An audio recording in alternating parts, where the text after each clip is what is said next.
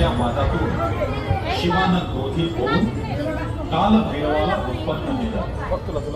कालभैरवानं शिवाच्या आज्ञेनुसार ब्रह्माचं एक शिर कापलं. तथापि या पापातून मुक्ती मिळवण्यासाठी कालभैरव एका हातात शिर घेऊन गावोगावी संचार करू लागले. जिथं शिर गळून पडेल त्या ठिकाणी भैरवाचं पाप नाहीसं होणार होतं. भैरव काशी क्षेत्री आले आणि शिर गळून पडलं.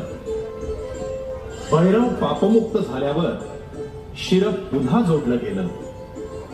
काशी नगरीचंच निवास करायचं ठरवून भैरवानं काशी नगरीचं पालकत्व घेतलं. म्हणून त्याला काशी का कोतवाल अर्थात काशीचा रक्षक असं स्थानिक नाव